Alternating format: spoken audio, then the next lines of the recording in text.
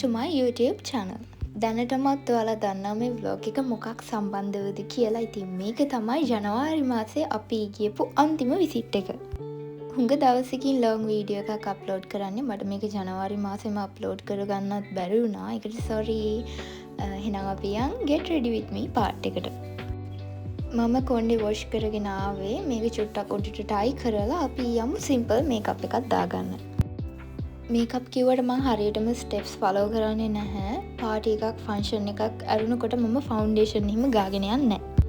මම චන්දනාලේප බ්‍රෑන්ඩ් එකේ මේ ෆේස් ක්‍රීම් එකට මාර විදිහට ඇඩික්ට් වෙලා ඉන්නේ. මොකද ඒකෙන් මට හොඳ බෙනිෆිට්ස් තියෙනවා. ඉතින් මම බේස් එක විදිහට ඇප්ලයි කරන්නේ ඒක.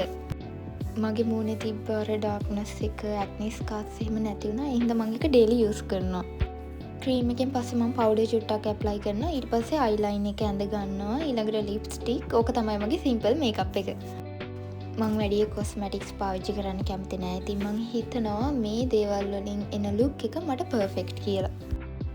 ඊළඟට කරන්න තියෙන්නේ කොණ්ඩේ හදාගන්න. ඉතින් කර්ල්ස් සෙට් කරේ නැත්තම් මට තියෙන කොණ්ඩෙන් වැඩකුත් නෑ. ඒ නිසා කර්ල් ටික සෙට් කරගෙන ඉමු. මේ පාට එක පෙන්නලා ඔයගොල්ලෝ මට බනිත් දන්නේ නැහැ. මම කර්ල් සෙට් කරන්න යූස් කරන්නේ රෝෂන් එකේ ෂියා බටර් ක්‍රීම් එක. ඉතින් ගොඩක් කට්ටියගේ බෑඩ් රිවිව්ස් තමයි තියෙන. ඒගොල්ලෝගේ කොණ්ඩේ යනවා අරකයි මේකයි ප්‍රශ්න කියලා. හැබැයි මම දැනට ටප් දෙකක් විතර ඉවර කරලා තියෙනවා. තාම කිසිම ප්‍රශ්නයක් නැහැ.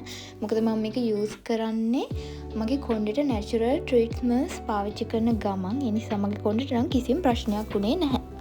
ඇත්තටම කර්ලි කොණ්ඩයක් මේන්ටේන් කරන්න ටිකක් අමාරුයි. කර්ලි ගර්ල්ස්ලා දන්නවා ඒක. ඉතින් ක්‍රීම් එක ගාලා කර්ල් ටික සෙට් කරගත්තට පස්සේ මම මේක පොඩ්ඩක් එහෙ මෙහෙ විසිරෙන්නේ නැති වෙන්න මූස් එකක් පාවිච්චි කරනවා.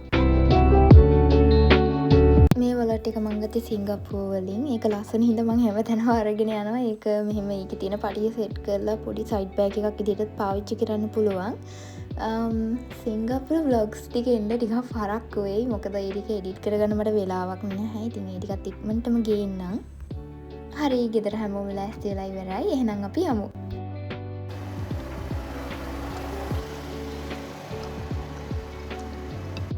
මට ලෝටස් තව එකයි පෝට් සිටි යන්න ලොකු ආසාවක් එහෙම තිබුණේ නැහැ. හැබැයි අපේ අම්මට යන්න ඕනි කිව්වා. එයා තව ටික දවසකින් ලංකාවෙන් යන්න ඉන්නේ. ඒ හින්දා එයාට මේ දෙක බලලම යන්න ඕන හින්දා අපි හැමෝම යන්න තීරණය කළා.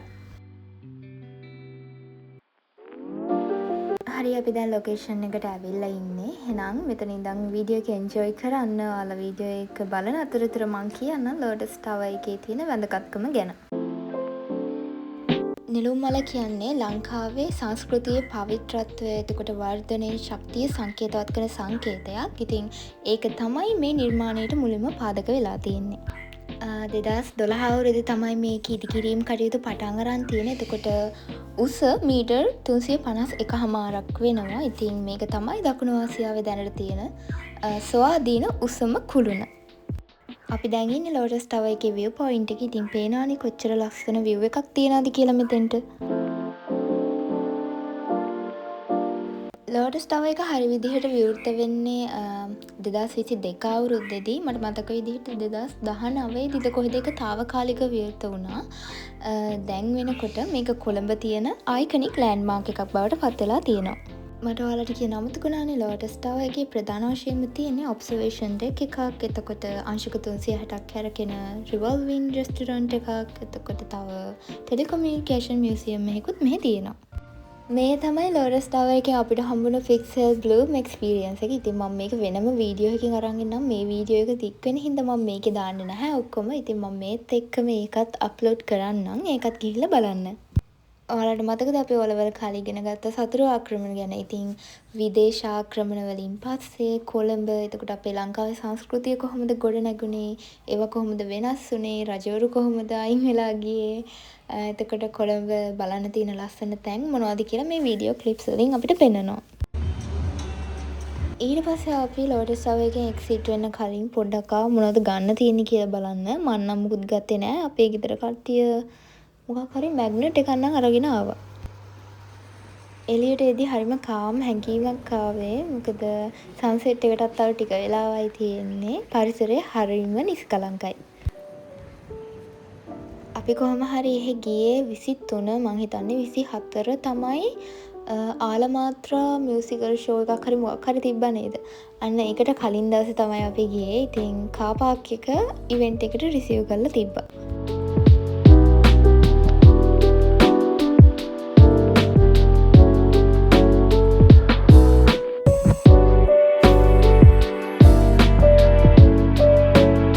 අපි ලන්ච් ගෙදරින් අරන් ආපු හින්දා එහෙම ලොකු බඩගින්නක් තිබුණෙත් නෑ. ටිකක් මහන්සි යන්නත් එක්ක කාඩමම් ටී එකක් බීලා ඊළඟට ආවා පෝර්ට් සිටි පැත්තට. ලංකාවට ටුවරිස්ට් ඇට්‍රැක්ෂන් එක වැඩි වෙන්න ලොකු හේතුවක් තමයි මොකද ලංකාවේ එක එක පළාත්වල දේශගුණ එක එක විදිහට වෙන රටවල් වල එහෙම නෑනේ. අනික මේ පොඩි රටේ එක එක පළාත් එක එක රටවල් වගේ. ගෝල් ඉතලි වගේ, නුවරඑළිය ඉංග්ලන්ඩ් වගේ මේ හරිය නිකන් මට ෆීල් වෙන්නේ සිංගප්පූර් ඩුබායි වගේ. ඔයාලා තව දන්නේ එහෙම දේවල් පැති තියනවා නම් අනිවාර්යෙන් කමෙන්ට් එකක් දාන්න. මොකද මන් දන්නේ නැහැ. දන්නේ නැති කට්ටියටත් ඒක ලොකු උදව්වක් වෙයි. ඇත්තටම මට මේ නයිට් වෝක් එක ෆීල් වෙන්නේ මරීනා බේ වල රෑ ඇවිදින්න ගියා වගේ. මාරම ලස්සනක් තියෙන්නේ. ලංකාව කියලා හිතාගන්න බැරි තරම් view එකක්. හරිම ලස්සනයි.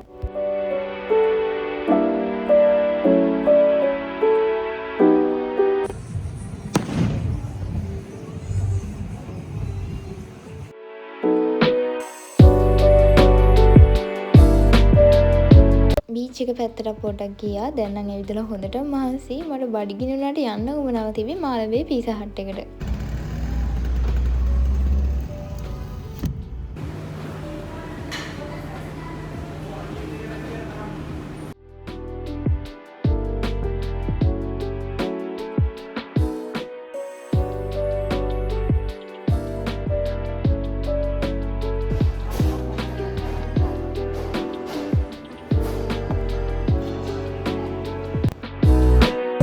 ඉතින් ඔයාලට ගොඩක් thank you vlog එක ඉවර වෙනකම් බැලුවට සහ මාව subscribe කරාට. ඉතින් තව වීඩියෝස් ගොඩාක් තියෙනවා අප්ලෝඩ් කරන්න. exam academic වැඩ ඒවා edit කරගන්න වෙලාවකුත් නැහැ. හැබැයි මට free time එකක් හම්බුන ගමන් මම ඒ ටික අප්ලෝඩ් කරනවා. එහෙනම් ගිහින් එන්නම් පරිස්සමින් ඉන්න.